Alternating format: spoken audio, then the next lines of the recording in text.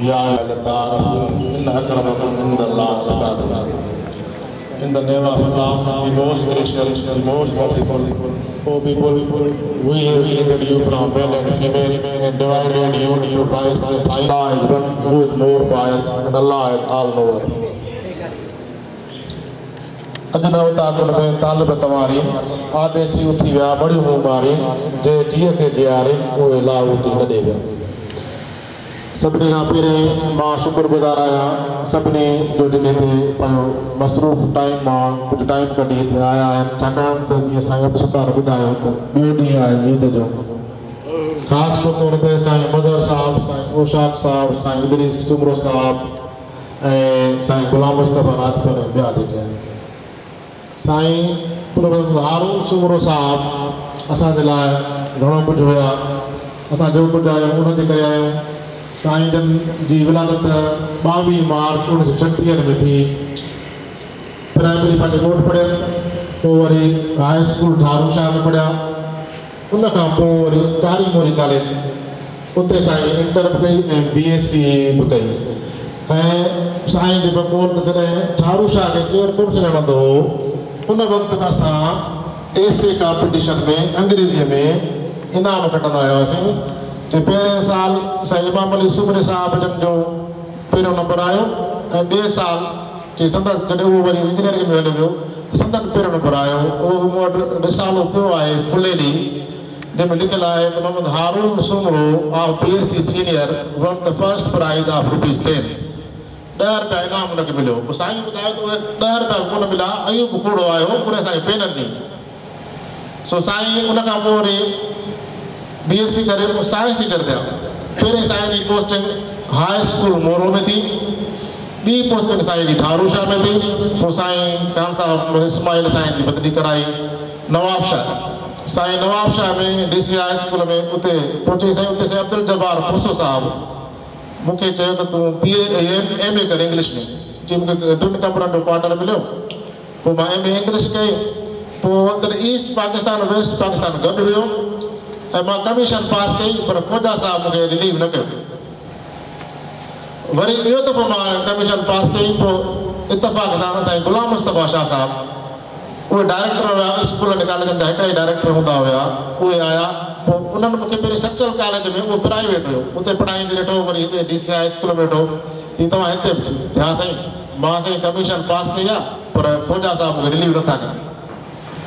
साईं गुलाम मुस्तफ़ा शाह खोजा साहिब जो उस्ताद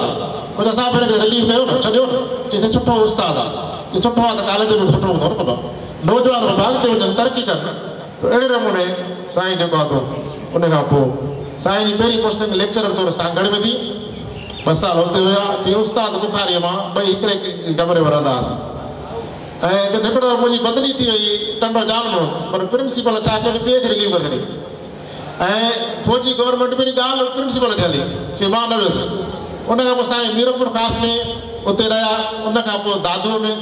में वरी जेको आहे असां उस्ताद बुखारी मां ॿई हिकिड़े कमरे में रहंदा हुआसीं साईं ॿुधायो त उस्ताद बुखारी जी उतां बदिली थी जेकाबाद जे प्रिंसिपल हुनखे जॉइन करणु ॾिनो जीअं असां वटि सिंधीअ जा अॻु में घणा आहिनि उन खां पोइ साईं ममताज कॉलेज खैरपुर में 6 साल खनि उते रहिया पोइ 77 में साईं बदिली कराया आया कंडियारो साईं घणो वक़्तु कंडियारे में रहियो 1996 में उतां रिटायर थिया उन दौरान 2 साल साईं नौशान फिरोज कॉलेज जा प्रिंसिपल रहिया पर साईं चवंदो त असां मुंतज़म सुठा कयूं असांजी इज़त चाक ऐं डस्टर साईं तंहिंखे असांखे पढ़ाइण में मदद अचे पोइ 1996 में साईं जॾहिं रिटायर थिया पोइ वरी institute of education Shah Latif university वारनि साईं खे असिस्टेंट डायरेक्टर करे रखियो B.Ed M.Ed जा इंचार्ज थी रहिया साईं 2006 ताईं उनजा इंचार्ज हुया उन खां पोइ साईं पाण इहो चवंदा हाणे थोरो थियो हाणे आराम कबो उनजे करे पोइ साईं छॾे आया गज़ाली स्कूल में बुर्दिनार पेट्रोल लगा पोइ हाँ पेट्रोल बंदि कर न उन खां पोइ साईं हिते हूंदा हुया ऐं पोइ ट्यूशन सेंटर जीअं असांजो हूंदो साईं हुते पढ़ाईंदा इज़ाही तौर ते साईं जुमन साहब साहिब जो हूंदा साईं स्टार में साईं वेंदा साईं अशरफ डोयो साहब वेठा हुनजे स्कूल में टीचर खे ट्रेनिंग ॾियणु मुख़्तलिफ़ ॻाल्हियूं सेखारणु मक़सदु त साईं तमामु पंहिंजी ज़िंदगी भरपूर एक्टिव गुज़ारी उन खां पोइ साईं हीउ जेको दुना जान छॾियो 2016 में छो त दी पास ऑफ ग्लोरी लीड बट त करे मोतबराई जा रस्ता वञनि था पर ख़बर ॾे नेठि त इंसान घरणो आहे पर इहे माण्हू इहे ग्रेट मैन आहिनि जेके जिन खे